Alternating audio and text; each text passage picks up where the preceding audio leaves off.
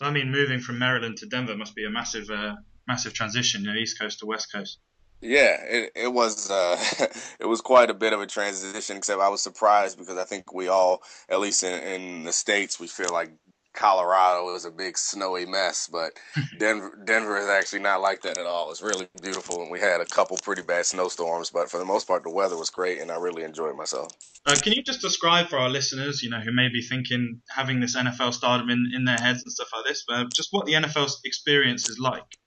Sure, it's tough. I'd say that, but it's equally as rewarding. You're performing or you're competing at the very highest level, so that pressure is always there, and it's obviously the number one sport in America. So everyone is really intently concerned with the outcome of the games and the weekends and how well you did. So that pressure is always there, and I think it gets difficult for a 20-something to handle. And I think it's our guys do a really great job of handling that. Obviously, sometimes we don't always make the best decisions, but again, a lot of us are 20 somethings, and you can't expect 20 somethings to be perfect. So I think the kind of the biggest challenge of it is just learning to deal with that pressure and making decisions when you're faced with different problems than anyone else, than 99% or more than that probably of the population. You, as a 22, 23-year old, you're faced with some very difficult decisions and problems. So it's tough, and as I said, it's challenging, but the reward is definitely worth it. So I mean, you spoke about some of the,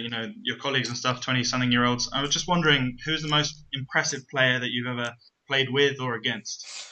Uh, Champ Bailey, when I was in Denver, he's probably one of the most impressive athletes I've ever played with. Some of the things that he was able to do. He was a cornerback in Colorado. He taught me a lot. He went to Georgia for college, but he's still a good friend of mine. I still talk to him every few months, but he's a great guy, and he's one of the best athletes I've ever seen. You went from Denver to Atlanta and then eventually ended up in Baltimore. Can you compare like the lifestyles, the ethos, and the general feeling of the teams and maybe the cities and fans? Sure. It's a weird thing about the NFL is that the teams take on kind of the personalities of their city, which is kind of cool. And I actually do follow a lot of what we call soccer, but you call football. I think it's similar in a lot of the leagues over there, especially the Premier League, where the team kind of takes on the personality of the city. And when I was in Denver, it was really kind of a laid back atmosphere where it wasn't as kind of rushed hustle and bustle as like we kind of have on the East Coast here. And the team really took that personality on. And the same kind of thing when I went to Atlanta. Atlanta's kind of a place where it's really important to be kind of showy and out there and kind of wear your wealth and success on your sleeve. And I kind of felt the same atmosphere when I was in Atlanta on the team and in the city and in Baltimore, being that I grew up here. It's kind of a blue collar, hard working city, and that's the same sort of atmosphere and the same culture that we had on the team. And it really, I think, that particular attitude is really it has made this team really good over the past several years. So we talk about Baltimore and look at someone like Ray Lewis, undoubtedly one of the highest impact players in the league for the past decade. But I guess one of the questions that many people have asked us is Ray Lewis really that intense, or does he have a bit of a softer side? I'd say I don't think that those are mutually exclusive. I'd say he definitely has a softer side, and he definitely is that intense. That's the most impressive thing I'd say about Ray is I don't know how he does it. He's played for forever, it seems like, but he managed to get himself worked up for every game as if each game was the Super Bowl, and it's not fake, it's not phony. And I think any player in any sport or anybody in any job knows that some days you're just not feeling it and you show up and you're not quite into it that particular day. I've never seen a day where Ray wasn't into it, where Ray wasn't at 100%, and he really works himself up into this intense kind of fever before every game, which is I think the key to why he's been so successful. So moving back to what you mentioned it before. You were born in Oxford, right? Yep. So how long did you live there growing up, or did you move to the States early? Yeah, my dad was in the military, so we were stationed over there, and we actually moved back before I learned to talk. So I don't have very many memories, and unfortunately, I didn't get cool accent, which would have been nice. But Yeah, I mean, it works wonders with the ladies. So yeah, I would think so. I know it does well over here. If you have any of your listeners, if you have a UK accent, and you can bring it over here, and you'll do quite fine. I don't know that the American accent does the same in the UK, but I'm married now, so I guess it doesn't yeah, mean it doesn't very matter. much to me. So, I mean, you spoke about the possibility of maybe moving to London for the business school, but I mean, have you ever had the chance to visit?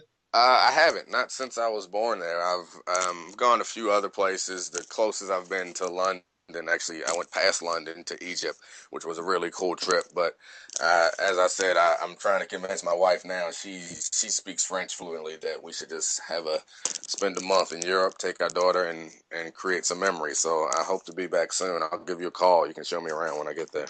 Definitely a London boy, born and raised, so I got the tour sites down. So I guess one of the things I wanted to talk to you about is what double coverage do is we cover the British League of American Football. I mean, I don't know how many people in America realise that the game is played quite widespread throughout Europe, at least, and definitely in countries like Japan and Mexico. So there was obviously the NFL Europe, but did you know that there were numerous leagues throughout Europe, or is this something that you've come across? No, this is something that I've just learned about in the last couple of months. It's really exciting, encouraging because we, as Americans and especially as American football players, we think that no one else really cares, and like our London game is something that we're trying to force on the rest of the world. But it's nice to hear that there is a community that is appreciative of the game that we love. Yeah, indeed. So I guess you didn't know that Keith Gordon, your colleague, actually played for the university team that I play for, the Cambridge Pythons, back in the day. Wow, I didn't know that. I'll be sure to make fun of Keith when I talk to him. He doesn't strike me as a football player. He's really really a soft spoken, nice guy.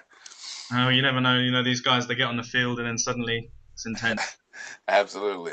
So you touched on it just then, the NFL International Series. Do you think this is something that you see as sustainable for the NFL? I definitely think it could be sustainable, but we have to send kind of the best product that we can over there and hope that it's well received. I know that it's from what I understand, it's been well received, and the tickets kind of sell pretty quickly anytime we do anything in London. So it feels like it's going to be sustainable, but to be honest with you, I'm not 100% sure, but I'm excited about the prospects. Yeah, indeed. I mean, from the point of view of someone myself who plays the game in the UK, I think maybe the NFL has neglected to really take advantage of opportunities to create a lasting legacy in the UK through the international series.